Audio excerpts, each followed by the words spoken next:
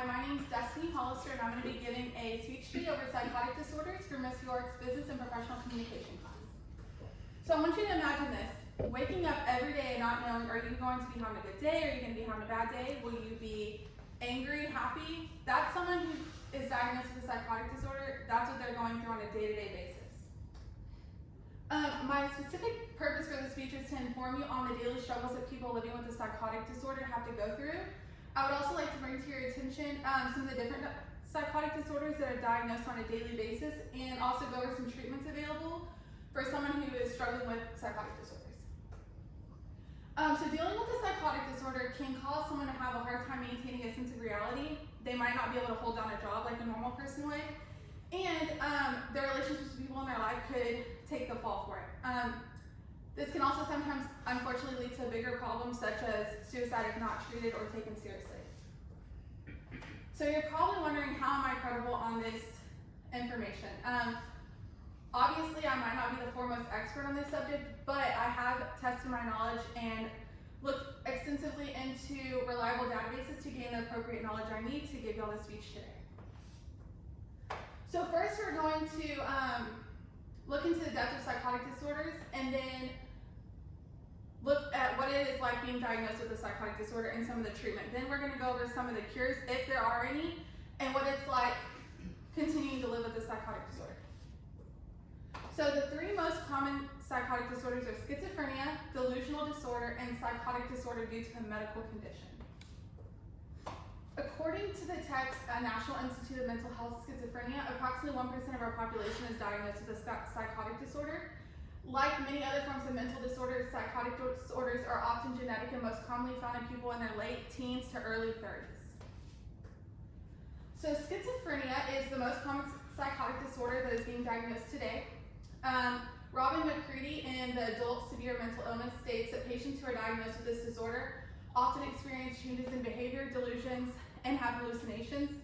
These symptoms can last longer than 6 months, and you usually see a decline in their social functions, school, and work among these patients. Now, in the delusional disorder, this can last up to a month, if not longer, and these patients sometimes are the ones who think that maybe someone's out to get them, or they have a disease that they really don't have.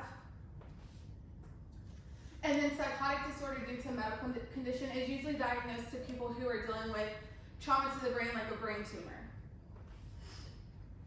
So while there are many different forms of psychotic disorders, I think it's safe to say that being diagnosed with any one of them can make living a normal life difficult if you don't follow the treatments, which now we are going to look into being diagnosed and what the next steps in pursuing treatment are.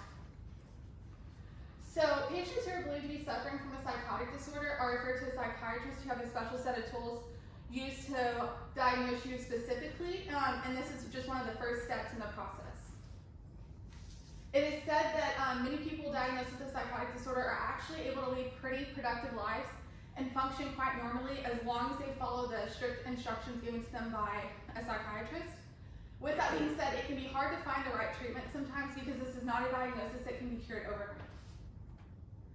The prognosis for each patient is going to vary from person to person. So if you have someone in your family who's also been diagnosed with something like this, obviously your prognosis is going to be less. And it's also known that women tend to take to medication better than men. So although, like I said, it's scary to be told you have a psychotic disorder or someone you love has a psychotic disorder, it's important to know it's not the end of the world. It's just the beginning of learning to live a life following a different treatment than you originally planned you might have to. We're now going to discuss what treatments are available, if any, and are there any cures.